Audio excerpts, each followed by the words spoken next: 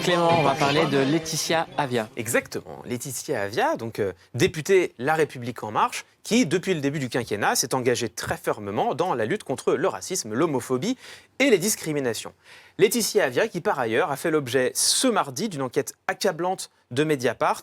On y apprend non seulement qu'elle soumettrait ses assistants à des pressions et des humiliations, mais de surcroît qu'elle leur ferait subir elle-même des propos racistes et homophobes. La députée a nié et annoncé sa volonté de porter plainte contre Mediapart, mais depuis hier, des témoignages continuent de s'accumuler, certains venant même de son propre groupe politique. Cela étant, on ne va pas parler de ça. On va parler d'un sujet qui en fait me semble beaucoup plus important, c'est la loi que Laetitia Avia porte en ce moment à l'Assemblée nationale. Écoutez, hier à l'Assemblée. Enfin, nous y sommes. Non pas à l'aboutissement de ce combat que nous menons contre la haine sur Internet, mais à une étape charnière, celle du vote d'une proposition de loi qui affirme que ce qui n'est pas toléré dans l'espace public ne peut pas l'être sur Internet. Que nous ne sommes pas impuissants lorsqu'il s'agit d'assurer la protection de ceux qui sont la cible de cette haine en raison de ce qu'ils sont dans leur être, dans leur chair. Voilà donc une loi pour lutter contre la haine en ligne. Elle a été définitivement adoptée hier. Alors évidemment, dit comme ça, tout le monde est pour. Écoutons d'ailleurs comment Laetitia Avia elle-même présentait cette loi au tout début de son parcours législatif en juillet dernier. À vous, mes chers trolls, haters, têtes d'œufs anonymes, qui vous croyez seuls cachés derrière vos écrans, vous qui êtes infiniment petits et lâches, sachez que nous nous battrons pour vous trouver et vous mettre face à vos responsabilités, car ce que nous engageons, c'est la fin de l'impunité. Bon, donc vous voyez qu'à l'époque, on avait une tonalité un peu différente, offensive, presque revancharde à l'égard des auteurs de cyberharcèlement. C'est un peu curieux, mais pourquoi pas, encore une fois, l'objectif est louable. À ceci près que le diable se niche dans les détails et que l'enfer est pavé de bonnes intentions. Alors, j'ai pas le temps de m'arrêter sur toutes les dispositions de cette loi qui sont nombreuses et certaines sont finement problématiques. Je vais aller à l'essentiel, à la principale mesure, qui prévoit que lorsqu'un contenu haineux est signalé aux plateformes, donc Twitter et Facebook par exemple, celles-ci disposent de 24 heures pour réagir et retirer le contenu si celui-ci devait être manifestement illicite. En cas de manquement, les plateformes s'exposent à des amendes astronomiques qui peuvent se chiffrer en centaines de milliers, voire en millions d'euros. Et notons que cela vaut également pour des moteurs de recherche, par exemple Google, qui devront supprimer le référencement des sites qui leur sont signalés. Alors, tout ça c'est très bien, oui, mais en fait non. Déjà parce que la définition de ce qu'est un contenu manifestement illicite est extrêmement large. Ensuite, ce délai de 24 heures est tellement court que les plateformes devront utiliser des algorithmes. Le contrôle humain sera difficile, sinon même impossible. Et enfin, les amendes sont tellement élevées que cela incitera les plateformes à tailler extrêmement large, en préférant censurer des contenus licites plutôt que de risquer de voir leurs responsabilités engagées.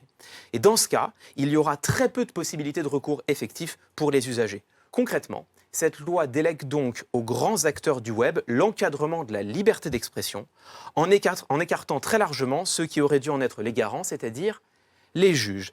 Et tout ça, c'est pas moi qui le dis. C'est l'intégralité des acteurs concernés. La loi Avia a réussi un pari, faire consensus contre elle. Ainsi, pour l'association La Quadrature du Net, il s'agit d'une dérive inadmissible. La Ligue des droits de l'homme parle, elle, d'un risque pour la liberté d'expression. Le Conseil national du numérique estime que cette loi pourrait avoir un impact sur les droits et les libertés. Quant à la Commission nationale consultative des droits de l'homme, elle évoque clairement un risque de censure. Le mot est lâché.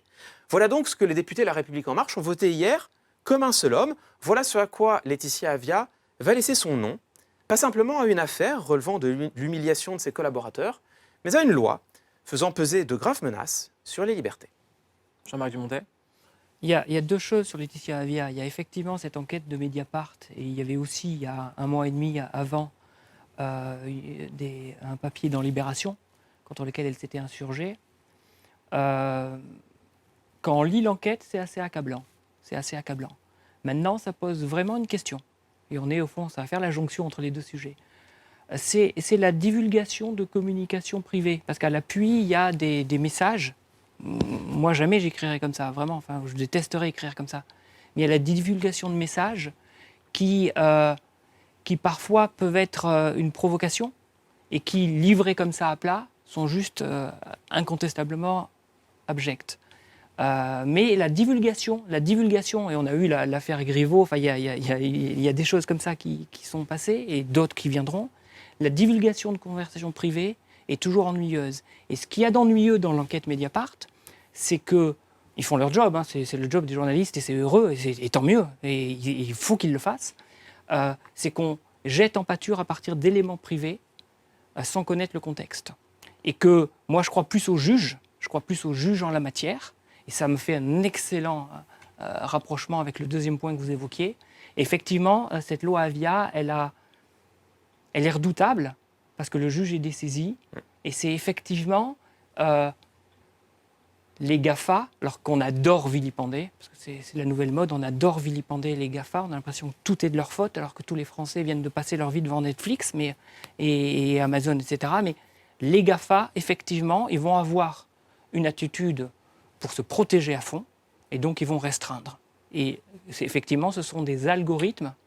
On va voir comment ça évolue, mais enfin, on peut craindre vraiment que ce soit des algorithmes qui décident ce qui est de la haine, ce qui est de la provocation raciale. Et en ça, je ne pense pas que c'est un grand progrès, même si à la base, c'est extrêmement louable de se dire que ces torrents de haine que véhicule le net, au bout d'un moment, il faut essayer de le restreindre.